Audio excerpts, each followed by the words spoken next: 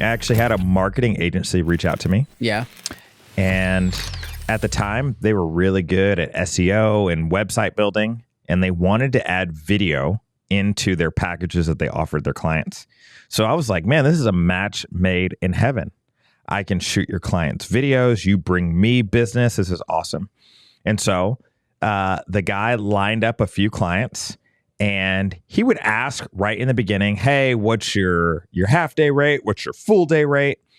And he would then go and quote that to the client. And I'm sure he marked it up, which he's fair to do. His company, he's bringing me the business, blah, blah, blah. So I'm thinking this is going to be fantastic, Brandon. I am thinking to myself, I'm going to get my full rate and he's just going to bring me in clients. But here was the problem. The clients were told a price and contracted at a price. But oftentimes what they wanted would go above the hours that were required for shooting. And so the client could not eat the cost of the overages. The marketing agency had to eat the cost. And so every single time we would go over, he got progressively more irritated. Yeah. And so, and almost like to this point, like, well, we kind of need to just adjust our prices so that we can do these overages. You know, like we just need to like fix it on this end. And so I could tell the frustration me began to mount, but he always loved the videos. The clients always loved the videos. Mm-hmm. And the service that he was being provided was great. Well, third shoot, same. We pre-production, storyboarding, we pitch it to the client. They all agree. This is great, blah, blah, blah. And I was very clear, like at this point, the stuff's written in the contract, but just because it's written in the contract doesn't necessarily mean that it's like you should have an open line of communication in the day. Yeah. You know, like sort of deal. And so the shoot's going a little bit slower. And part of that is they're running their business while we're shooting the commercial. Now, the people that had come in during that day, they're signing a release form saying, hey, we're a part of this commercial. Yeah. But we're just not able to move as quickly as we need to. And so we get to about halfway through the day and I start looking at the marketing agency person and saying like, hey, we might need to cut some scenes or we may need to alter some things if we want to stay within this. And he was like, okay. We'll keep an eye on it. And I'm like, this feels like not like.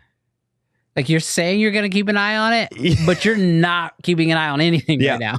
Keeping like, to me, it was like, yeah, let's cut scenes 3 and 5, or let's shorten this up. Right. Or do we really need that angle? Like, let's actually do some definitive things. Yeah, like you need make to sure see we some stay in time. actions that are showing me that you're keeping an eye on it, but you're just saying words. Yeah, we're just saying stuff.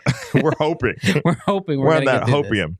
So we get to literally the 8-hour block of time, and I look over at him, and it's in a shoot. So we're literally shooting, and I look at him and I go over to him and I point at the watch and I thumbs up, which I felt like was the universal, like we good to go over or we're not good to go over. But the thing is the client literally was standing right next to him. So he gave the okie doke. Yeah, we're good. Like, keep it rolling. And so to me, and this is where I'll say I'll bear the burden of some of this in the sense that like he wasn't in an impossible situation. Yeah. He is not going to turn to the client and be like, yeah, we have to shut down, or yeah, this is going to cost you another $1,000. Like, he's just going to, in the moment, get the job done. So with loadout, he goes we're on set for 12 hours. I charge him a day and a half. Yeah. Plus the editing. And when I go to submit the invoice, this man is like, you cannot do this to me. You cannot do this to me. And I'm like, my dude, I gave you And you gave me the, like, what? I'm not doing anything to you. Like, you can't do this to me. I have a crew on this job. Yeah. That went over 4 hours. Like, this isn't just me taking the loss. I have to pay the crew. Like, and you gave me the thumbs up. And so literally email after email after email. I think he thought that he would, like, for future business, be able to be like, well, if you charge me this, I don't know if we're going to be able to work together. And this is one of those situations where it's like, bro, for me, and this is me personally, and I can't say this about every single time in my career. Yeah. But it was like, bro, if you can't keep your word when it comes to contracts, when it comes to daily, like, blocks of hours, if you're going to give me it's cool, but it's really not cool sort of deal, if you can't do that, then I'm good if we don't work together anymore. Yeah. But I'm going to need you to pay me for today. And he did. And we haven't worked together since.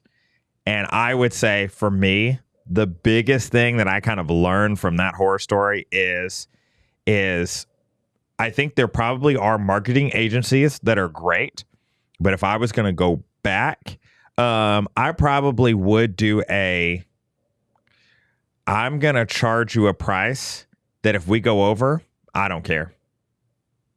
Yeah. On a day. So that's the way that I've done it in the past. So I've worked with a few agencies here in Houston, and it normally is kind of like billed that way, where, like, there's enough of a buffer, especially if I've got a crew on, like, there's enough of a buffer in there to where they're taken care of, because I do understand from his perspective, like, you're right. He's in a tough spot. Now, granted, he should have probably had something in his clause with them that says, like, hey, if we go over, it's going to cost you a little bit more. Yeah. And most clients, when they know if we go over, it's going to cost you more, they get really good at finishing on time. Oh, yeah, we're good. Yeah. We're Or, good. you know what? We can cut this. This isn't really all that important. Like, I've heard that multiple times. I'm like, hey, we're getting close to the end of the day. This is going to have to roll over into 2 days worth of shooting, which you got to bring the crew out, blah, blah, blah. They're like, oh, no. Or, like, location. Like, hey, we rented this place for 1 day. We got one shot at this. And they're like, oh, we'll be done. For sure. But, it is very tough. And, like, I find that, like, and I would love to hear from you guys in the chat what you guys' thoughts on this are. But I personally find that, like, the hardest thing to do sometimes is to deliver that bad news to the client, and, like, how you go about, structuring that. For me, it starts very early on. Again, pre-production. I want to build such a solid relationship with you that I can just hop on a phone call with you and just talk to you. You know what I mean? Like, I want to get close to you and just be like, hey, like, let's just talk this thing through. Let's get realistic, financial, time. What is it for you? Like, let's definitely talk and become friends, because, to that point that you made about him saying, oh, we're not going to be able to do future work together. Like, I have this weird it's a practice that I do that some people they don't agree with, but, like, I don't believe in, like, starting a client on a retainer, because I need to know if we like each other. Yeah. Like, as far as I'm concerned, we are working together to make a piece of work, right? I need as much of your involvement as you need from me in order to create this video. And we need to make sure that we enjoy each other in order to make the best work possible. We're collaborating. Even though you're paying me, you're paying me for a skill that I have. So I'm bringing something to the table. Oh, yeah. You're bringing something to the table. It just happens to be money, right? We're still collaborating. So, like, getting on a really good relationship basis with people that you're going to be collaborating and doing a project with, to me, is super important. That is why, like, in my horror story, the reason why it, like, really bothered me a bit was because, like, I felt like at that point, me and my friend were just not seeing eye to eye. Yeah. And it was like, you told me one thing, now you're telling me, like, I almost feel like you're lying to me. Yeah. In a way. So it can kind of bounce back on you a little bit. But, dude, that is... This is the crazy part with that. We were in similar situations in that way. Like, I I hadn't worked with him, but I had a relationship with the contact at the marketing agency, and so we were very much on the same page, having conversations. Had done work for the marketing agency. That's just where it's tough. Like, I do think with that, I have been burned in retainers. Mm-hmm. I've also had unbelievable retainers, like unbelievable, incredible relationships. I think what I pull from both of our stories is, bro, with 8 billion people in the world, not every project or every client's going to be great. What is it? What was that rating schedule? Is it S tier? A? Yeah, S tier. And now everybody going to be S tier. Yeah. No, some people going to be like D, E, F tier. And to be fair, there are going to be people that probably don't think that I'm S tier. Yeah. I'm not saying this from like a standpoint of I'm the greatest thing ever, therefore you should be happy. There's probably a video production house that's going to do better, have better ideas, better. Cool. Go with them. Yeah. So that's where, because there are so many fish in the sea, if we don't work, cool.